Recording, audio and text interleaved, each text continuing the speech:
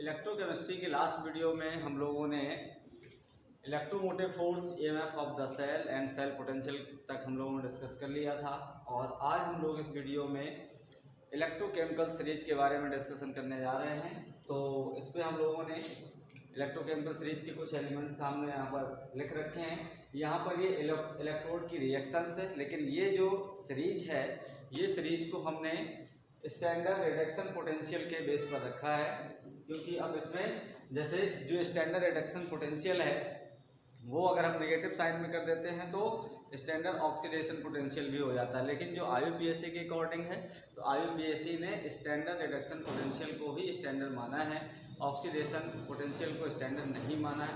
तो यहाँ पर ये स्टैंडर्ड रिडक्शन पोटेंशियल की वैल्यू रखी गई है, क्लियर दिख रहा होगा। तो यहाँ पर जो लिथियम है ये एक इलेक्ट्रॉन गेन करके लिथियम में रिड्यूस हो रहा है। तो इसके लिए जो स्टैंडर्ड रिडक्शन पोटेंशियल की वैल्यू है -3.04 वोल्ट है। तो यहाँ पर ये जो हमने इलेक्ट्रोकेमिकल सीरीज बना रखी है, हालांकि इसमें और भी ज़्यादा एलिमेंट्स हैं, लेकिन हम लोगों ने बोर्ड में इनको शॉर्ट के फॉर्म में हमने बना रखा, शॉर्ट फॉर्म में। तो यहाँ पर जो कुछ एलिमेंट्स दिए हैं तो इनके बेसिस पर ही हम लोग इस इलेक्ट्रोकेमिकल सीरीज का जो नेचर है वो डिस्कस कर लेंगे। जैसे लिथियम है, पोटेशियम है, बेरियम, कैल्शियम। तो यहाँ पर आपको जो पहला कैरेक्टर याद रखना है कि जो इलेक्ट्रोकेमिकल सीरीज में जिनका स्टैंडर्ड रिडक्शन पोटेंशियल नेगेटिव होता है वो मेटल्स रिएक्टिव ज़्यादा होती है। More negative value of standard reduction potential, more reactive metals. तो अब यहाँ पर हम लोग ये देखेंगे कि रिएक्टिव मेटल्स होंगी तो इनमें जो रिड्यूसिंग पावर होगी वो ज़्यादा हो जाएगी, रिड्यूसिंग पावर ज़्यादा होगी। तो अब यहाँ पर हम लोग देखेंगे, यहाँ पर एक मेन जो इसमें है वो हाइड्रोजन है। हाइड्रोजन को हमने ये रखा है। हाइड्रोजन का जो रिडक्शन पोटेंशियल होता है वो 0 होता है, 0 रिडक्शन पोटेंशियल होता है। और ये 25 डिग्री सेंटीग्रेड पर हमने वैल्यू कैलकुलेट की है।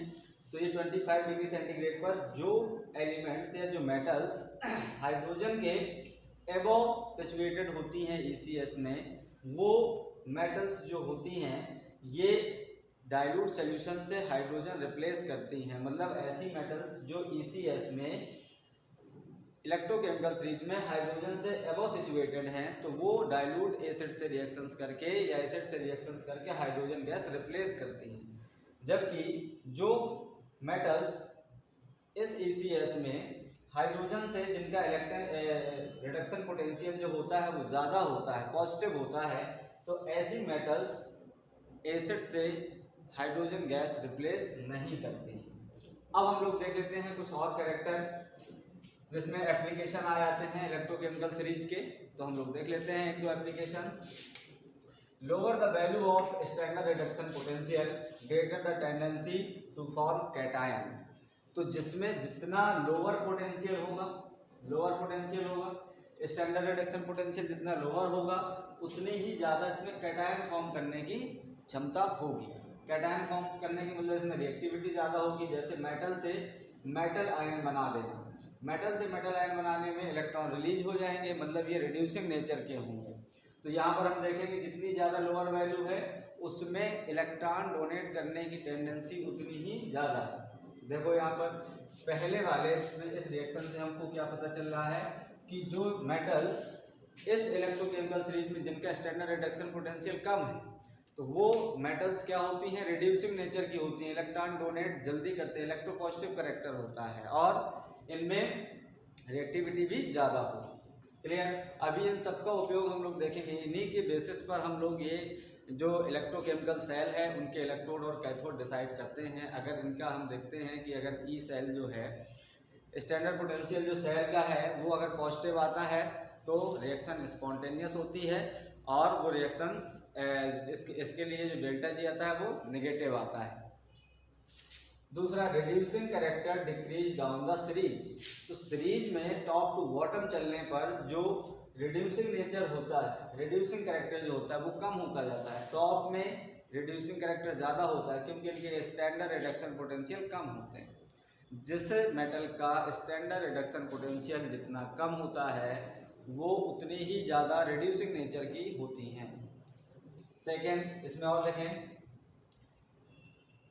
Lower the value of standard reduction potential higher the reactivity. जितना कम स्टैंडर्ड पोटेंशियल होगा उतनी ही ज़्यादा रिएक्टिव मेटल्स होंगी, जबकि जो हाइड्रोजन से बिलो सिचुएटेड मेटल्स हैं उनकी रिएक्टिविटी कम होती है। ये बात आपको याद रखनी है।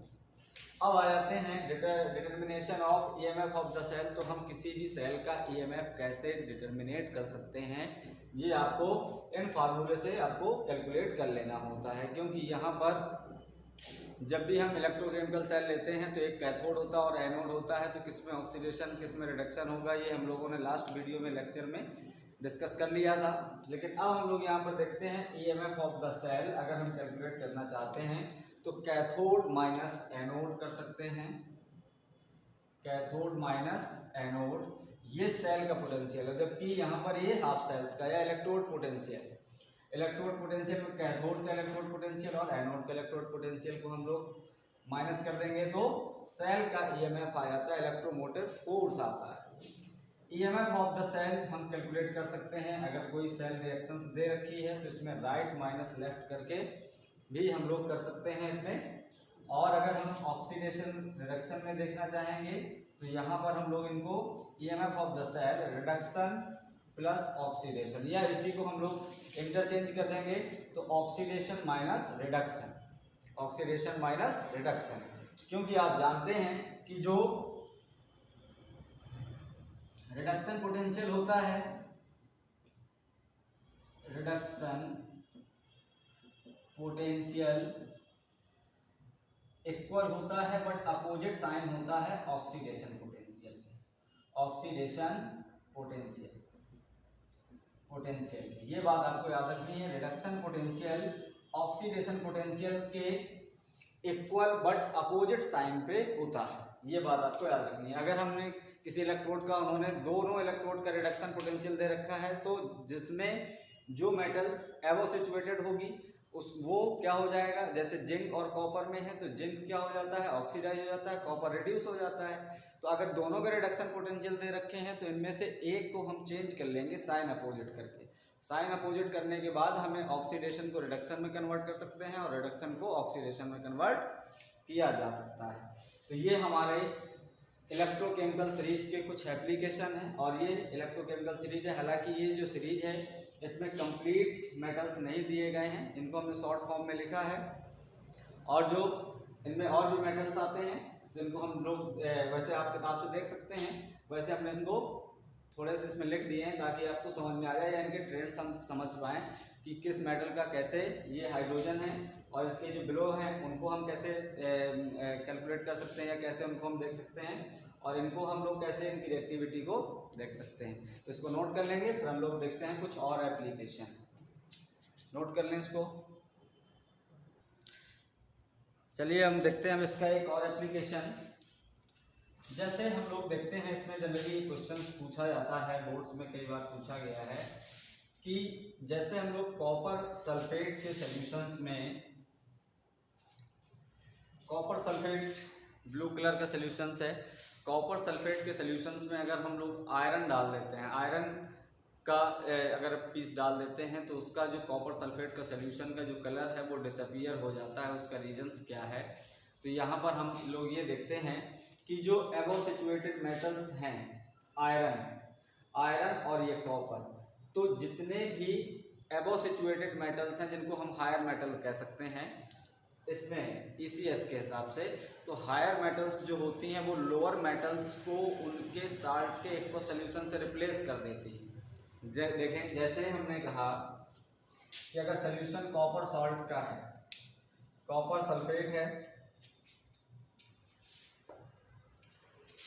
कॉपर सल्फेट के सॉल्यूशंस में, कॉपर सल्फेट के सॉल्यूशंस में अगर हम लोग आयरन डाल देते हैं तो ये कन्वर्ट हो जाता है FeSO4 में, और ये कॉपर जो होता है वो डिपॉजिट हो जाता है। तो इस टाइप से आपको ये याद रखना है कि कोई भी हायर मेटल्स जो होती है वो रिप्लेस कर देती है लोअर मेटल्स को from their aqueous solutions of salt. ये बात आपको याद रखनी है।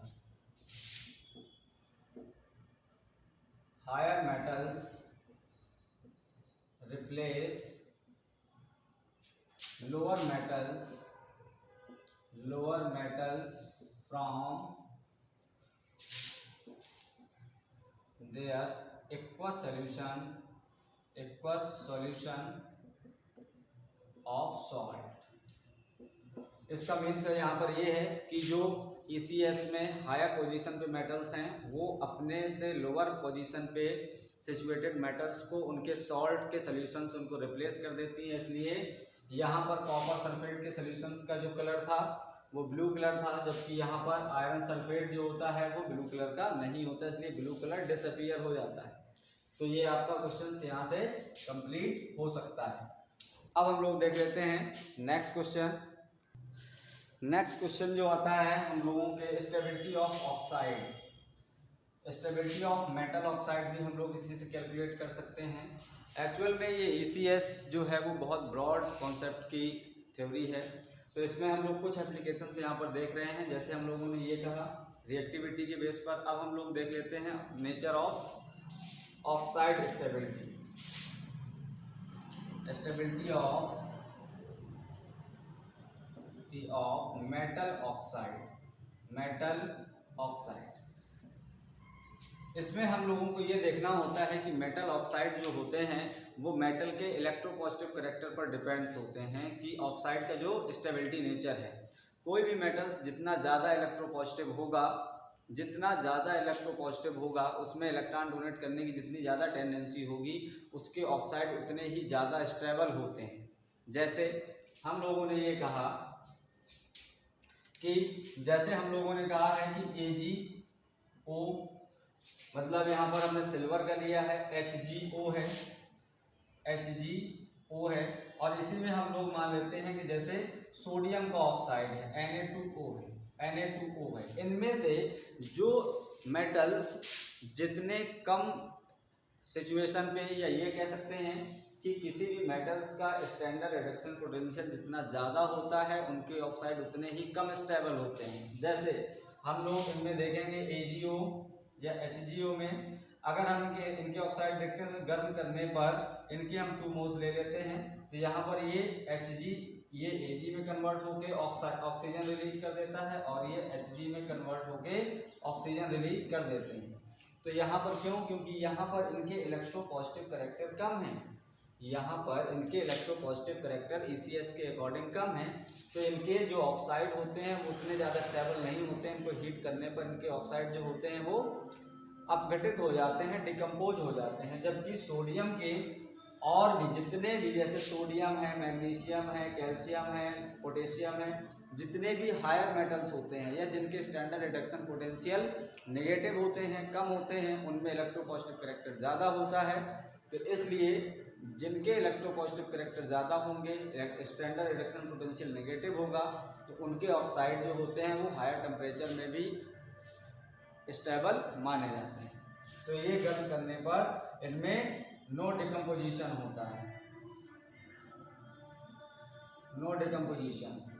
तो इस टाइप से हम लोगों को ये इनके एप्लीकेशंस पता चल जाते हैं। और दूसरा एप्लीकेशन इनका मेटलर्जी में यूज किया जाता है। मेटलर्जी में यूज करने का मतलब ये है कि मेटलर्जी में जैसे हाइड्रोजन है, हाइड्रोजन से एबव सिचुएटेड जो मेटल्स होती हैं उनको हम लोग कैसे रिड्यूस करते हैं, और यहाँ पर हम लोग जो हाइड्रोजन से बिलो सिचुएटेड हैं इनको हम लोग कैसे रिड्यूस करते हैं। क्योंकि जो ऑक्साइड मेटलर्जी में मेटल का एक्सट्रैक्शन पढ़ते हैं, तो मेटल का एक्सट्रैक्शन में मेटल जो ऑक्साइड के फॉर्म में मिलती हैं तो उनको हम लोग प्योरीफाई करने के लिए या रिफाइन करने के लिए अलग अलग रिड्यूसिंग एजेंट्स का उपयोग करते हैं। तो इनमें से कौन से जो रिड्यूसिंग एजेंट उपयोग होंगे वो मेटल्स पर डिपेंड करता है। क्योंकि जैसे कॉपर का है या और दूसरे आयरन का है, जिंक का है, इन सब मेटल्स के लिए हम लोग इसमें ECS के हिसाब से ही हम लोग इनमें रिड्यूसिंग एजेंट्स उपयोग करते हैं। तो इसका उपयोग ECS का उपयोग हम लोग या इनका एप्लीकेशन हम लोग मेटलर्जी में भी इसका कर सकते हैं। तो इसको नोट कर लेंगे, फिर हम लोग देखते हैं इसका नेक्स्ट एप्लीकेशन। अब हम लोग देखते हैं इसका जो नेक्स्ट एप्लीकेशन है वो रिएक्टिविटी ऑफ द मेटल्स पर देखते हैं। Reactivity of the metal,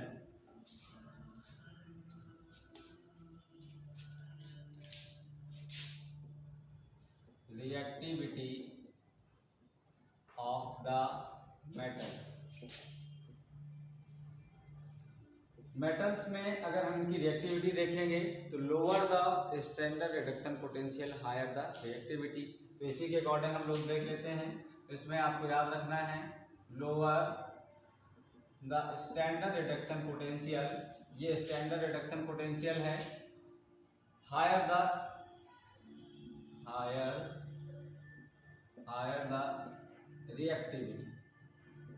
reactivity. जैसे हम लोगों में ये कह दिया जाए कि ये जैसे सोडियम है, पोटेशियम है, barium, calcium, magnesium, zinc, iron, अब इनमें से हम लोग 4 से 5 मेटल ले लें और उनकी रिएक्टिविटी का हम उसमें सीक्वेंस पूछते हैं। तो हम लोगों ने जैसे ये मेटल्स ले रखे हैं, जैसे हमने कहा है पोटेशियम है, कैल्शियम है, मैग्नीशियम है, जिंक है, पीबी है, कॉपर है और एजी। तो इस टाइप से अगर हमें इनकी रिएक्टिविटी देखनी होगी तो ये जो मेटल होंगी वो मिक्स दी होंगी। तो मिक्स मेटल इस टाइप से कि ये इनका सीक्वेंस इस टाइप से नहीं रहा होगा।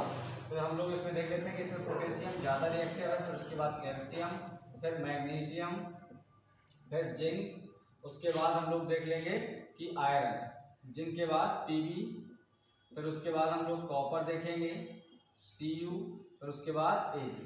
तो इस टाइप से हम लोग इसमें देख लेते हैं कि इनकी रिएक्टिविटी का सीरीज भी हम लोग देख सकते हैं कि जिसमें जितना ज़्यादा नेगेटिव स्टैंडर्ड रिडक्शन पोटेंशियल होगा उसमें उनकी रिएक्टिविटी उतनी ही ज़्यादा होती है। मोर रिएक्टिविटी के लिए कहा जाए तो more negative standard reduction potential more reactivity. तो इसको हम लोगों ने लगभग इसके जो कुछ एप्लीकेशन पढ़ लिए हैं, अब हम लोग इसमें देखेंगे नस्ट इक्वेशन। तो इसको नोट कर लेंगे, फिर हम लोग देखेंगे इसमें नस्ट इक्वेशन। नोट हो गया होगा। अब हम लोग इसमें देखते हैं नस्ट इक्वेशन। एक्चुअल में जो नस्ट इक्वेशन है, नस्ट इक्वेशन क्या बताता है हम लोगों को? Nernst equation concentration of ion and electrode potential में रिलेशन देता है। तो हम लोग देखते हैं इसमें नस्ट इक्वेशन, इसको नोट कर लिया होगा।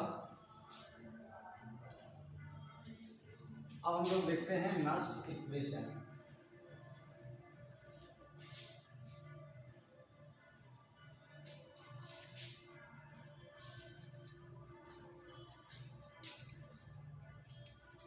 नस्ट इक्वेशन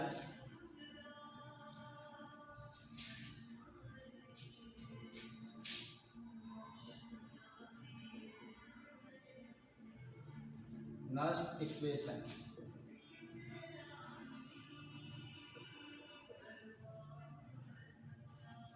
नस्ट इक्वेशन में हम लोगों को याद रखना है कि नस्ट इक्वेशन एक्चुअली ये हमें हम लोगों को बताता है रिलेशन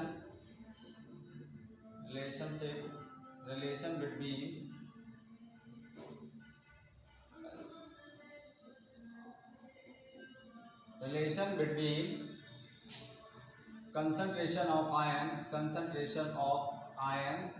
and electrode potential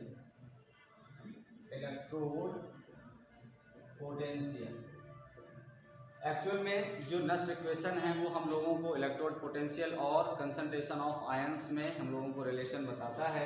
तो इसके लिए हम लोग जैसे कोई भी मेटल्स हम लोग मान लेते हैं या कोई भी आयन का हम मान लेते हैं। तो मेटल्स जो होता है अगर हम इसमें मान लें एम है, मेटल्स एम है, ये मेटल्स जो है, अब अगर ये मेटल्स पॉजिटिव आयन में है या इसमें एन चार्ज है, एन प्लस चार्ज है, इसमें ये एन इलेक्ट्रॉन गेन करके ये कन्वर्ट हो रहा है मेटल में। तो अब इसके लिए अगर हमें नस्ट इक्वेशन बनानी है, क्योंकि हमने एक इलेक्ट्रोड पोटेंशियल के लिए हम बात कर रहे हैं, तो यहाँ पर आपको ये याद रखना है कि ई एम प्लस एम, ये जो रिड्यूस हो रहा है मेटल, ये रिडक्शन के लिए हम बात कर रहे हैं। तो इसमें जो आएगा वो हम लोग यहाँ पर देखेंगे कि अगर यहाँ पर इसकी जो वैल्यू दी होती है, ये स्टैंडर्ड है, जबकि ये कैलकुलेट करना है, तो m प्लस एम और यहाँ पर 2.303 अपॉन RT और ये हो जाएगा n इंटू एफ। और यहाँ इसके बाद जो लॉग आएगा, लॉग के बाद 1 upon m, log 1 minus concentration of m positive ion. या मेटल्स आयन हो जाएंगे। तो इस टाइप से ये एक्चुअल में ये नस्ट इक्वेशन है, लेकिन हम इनको मॉडिफाई करके हम लोग और भी दूसरे फॉर्म में ले आते हैं। जैसे अगर हम लोग इसमें कहेंगे कि ई सेल जो होता है, जो हमें कैलकुलेट करना होता है, कैलकुलेट करने के लिए ये स्टैंडर्ड रिडक्शन सेल्स है, ये स्टैंडर्ड वैल्यू, और इसको अगर हम 2.303 RT और F इनमें ये सभी कांस्टेंट हैं, और ये n जो होता है वो चार्ज फैक्टर है। तो चार्ज फैक्टर के अलावा F फैरड है, फैरड की वैल्यू जो होती है हमने बताया है 1F = 96500 कूलॉम होता है। ये आपको याद रखना है, इसकी वैल्यू 96500 कूलॉम है। यहाँ पर अगर हम इनकी वैल्यू पुट करेंगे तो 0.059 ये आता है पूरा कैलकुलेट करने के बाद। यहाँ पर n log, और यहाँ पर हम लोग देख सकते हैं 1/m पॉजिटिव आयन। तो इस टाइप से तो ये हम लोगों की नस्ट इक्वेशंस आ जाती है। नस्ट इक्वेशन इस टाइप से हम लोग इनको नोट कर सकते हैं। लेकिन अब अगर बात करेंगे कि हम इक्विलिब्रियम पे है, अगर ये कोई रिएक्शंस इक्विलिब्रियम पे है तो यहाँ पर जो कंसंट्रेशन है, तो यहाँ पर हम लोग कोई एक रिएक्शंस मान लेते हैं। तो पहले इसको नोट कर लें, फिर हम लोग देखते हैं इक्विलिब्रियम के लिए। अब हम लोग देख लेते हैं इक्विलिब्रियम के पहले हम लोग देख लेते हैं इलेक्ट्रोकेमिकल सेल के लिए अगर हमें कैलकुलेट करना है, क्योंकि यहाँ पर ये सिर्फ एक इलेक्ट्रोड पोटेंशियल के लिए है जिस पर इन्होंने ये कंसंट्रेशन दे रखी है किसी भी सॉल्यूशंस की। जो जैसे कॉपर है तो कॉपर सल्फेट की सॉल्यूशंस की जो आयन कंसंट्रेशन दिया होगा, जिंक है तो जिंक का कंसंट्रेशन दिया होगा, तो ये इसके लिए है। अब हम लोग देख लेते हैं इसी में अगर हम यहाँ पर कोई भी रिएक्शंस लेते हैं फॉर इलेक्ट्रोकेमिकल सेल के, for electrochemical cell, for electrochemical cell के लिए हम लोग देखते हैं। तो इसके लिए अगर हम लोग देखेंगे तो ई सेल इक्वल टू हो जाएगा ई नॉट सेल। अब इस पर हम लोग 2.303 उसको नहीं ना लिख के हम लोग डायरेक्ट लिख दे रहे हैं 0.059/n, और यहाँ पर हो जाएगा लॉग, यहाँ पर आ जाएगा concentration of product minus concentration of reactant. तो जैसे हम इसके लिए एक रिएक्शंस पहले मान लेते हैं, पहले हम लोग एक रिएक्शंस मान लेते हैं। जैसे हमने कहा है कि A mole of A plus B mole of B gives C mole of C D mole of D। तो इस टाइप से हम लोग पहले हम इसके लिए कंसंट्रेशन हमने मान ली, कोई रिएक्शन ये है इलेक्ट्रोकेमिकल सीरीज में। अब हम लोग देखते हैं E cell equal to E naught cell minus 0.059/n। अब यहाँ पर अगर फैरड दिया है RT तो वो कैलकुलेशन आपको लेंथी पड़ जाएगी, या तो हम इसी की जगह पर 2.303 RT/nF लिख सकते हैं। ऐसे ही हम लोग यहाँ पर लॉग कंसंट्रेशन ऑफ C की पावर C या D की पावर हम लोग यहाँ पर D देख लेंगे, और यहाँ पर हम लोग देख लेंगे A की पावर A और B की पावर B। इस टाइप से भी हम लोग देख सकते हैं। लेकिन यहाँ पर आपको पता होना चाहिए कि ये क्या है, Kc है, Kc इक्विलिब्रियम कांस्टेंट है। इक्विलिब्रियम कांस्टेंट तो यहाँ पर हम लोग लिख सकते हैं E naught E cell equal to E naught cell minus 0.059/n, और यहाँ पर आ जाएगा लॉग Kc। Kc क्या है, इक्विलिब्रियम कांस्टेंट। अगर यहाँ पर किसी रिएक्शंस के लिए इनकी कंसंट्रेशन नहीं दे रखी है तो यहाँ पर इक्विलिब्रियम कांस्टेंट दे रखा होगा, तो उससे आपके न्यूमेरिकल सॉल्व हो जाएंगे। अब आपको ये पता होना चाहिए कि अगर रिएक्शंस इक्विलिब्रियम में है, इक्विलिब्रियम में होगा तो यहाँ पर आपको पता होनी चाहिए कि इक्विलिब्रियम में जो डेल्टा जी है या जो सेल है ई सेल की वैल्यू चेंज हो जाती है। ई सेल की वैल्यू अगर इक्विलिब्रियम है तो 0 हो जाएगा, तो यहाँ पर ये वैल्यू जो होगी 0 हो जाएगी एट इक्विलिब्रियम।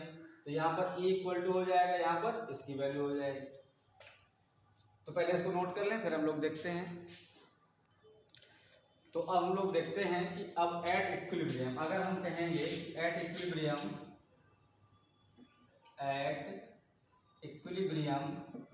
इक्विलिब्रियम में जो ई सेल होता है, ई नॉट सेल, यहाँ पर हम लोग देख लेंगे ई सेल जो होता है वो हो जाता है 0। तो हम लोग यहाँ पर ये देखेंगे कि ई नॉट सेल इक्वल टू हो जाएगा, यहाँ पर ये ई नॉट सेल इस साइड आ जाएगा तो 0.05059 अपॉन एन लॉग के सी। तो ये एक्चुअल में डिफरेंट टाइप की इक्वेशन है डिफरेंट कंडीशंस में, ये बात आपको याद रखनी है।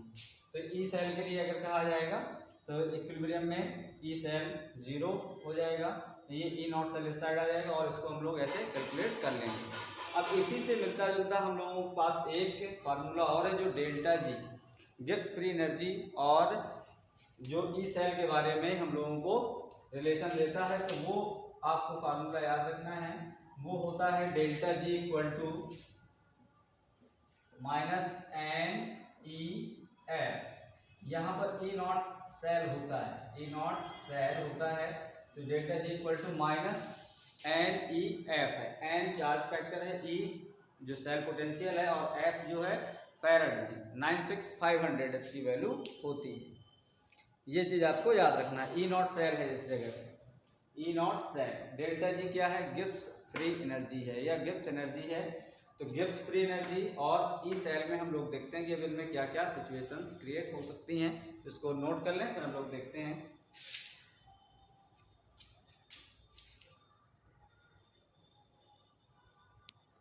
तो अब हम लोग देखते हैं डेल्टा जी और ई सेल पे कुछ डिपेंडेंसी होती हैं जिसमें हम लोग बात करेंगे। जैसे हम लोग मान लें टाइप्स ऑफ रिएक्शंस हैं, टाइप्स ऑफ रिएक्शन,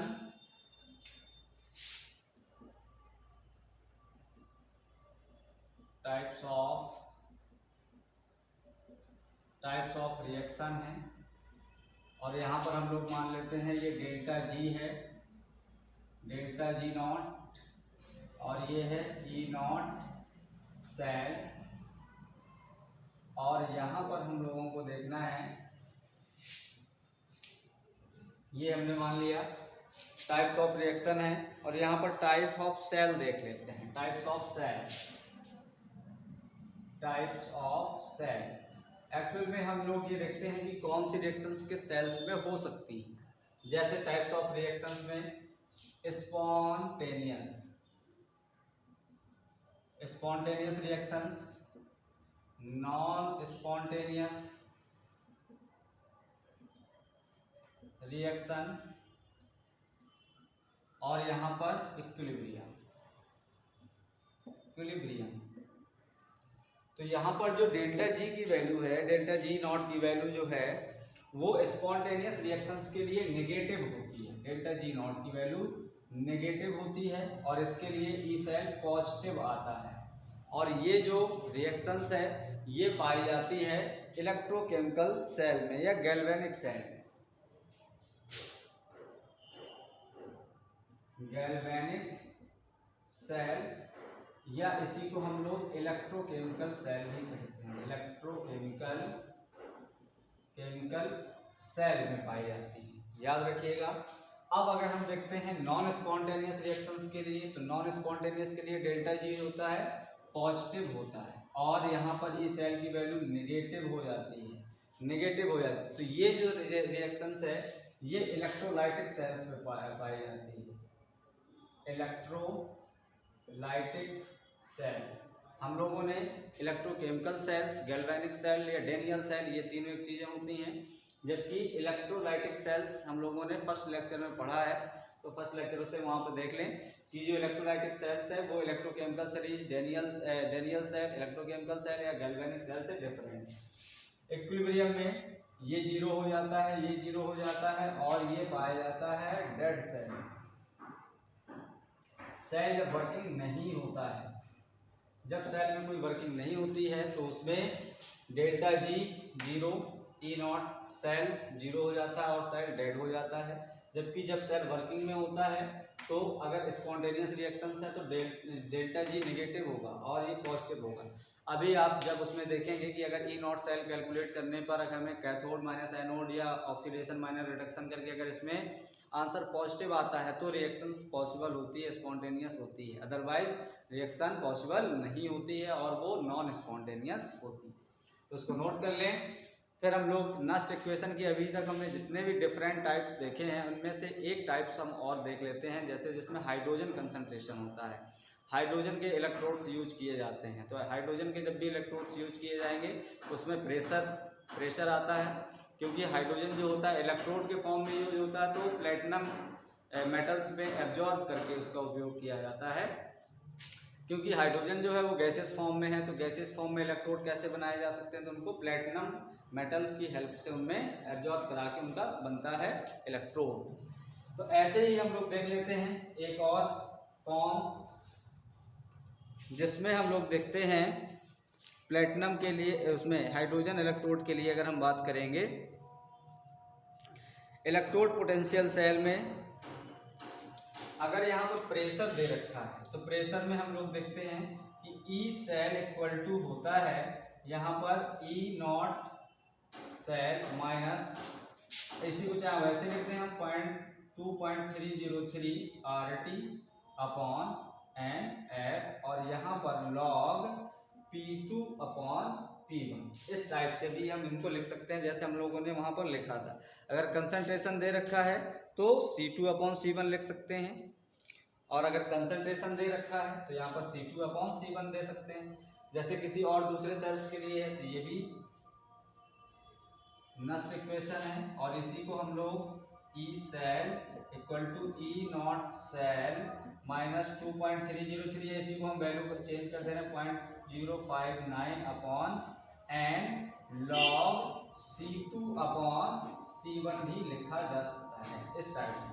तो ये हम लोगों ने डिफरेंट टाइप की नेक्स्ट इक्वेशन पढ़ी हैं, इनमें क्वेश्चन के अकॉर्डिंग जैसे भी हम लोगों के नीड होती है वो इक्वेशंस हम लोग इसमें यूज कर लेते हैं। क्लियर हो गया। अब हम लोगों को जो नेक्स्ट वीडियो होगा उसमें हम लोग कंडक्टिविटी पर, रेजिस्टिविटी पर और इनके सेल कांस्टेंट पर, इनमें सब पे बात करेंगे। तो आज का ये जो वीडियो है वो यहीं तक होगा। फिर इसके बाद हम लोग मिलते हैं नेक्स्ट वीडियो में कंडक्टिविटी और इनके कुछ न्यूमेरिकल लेके।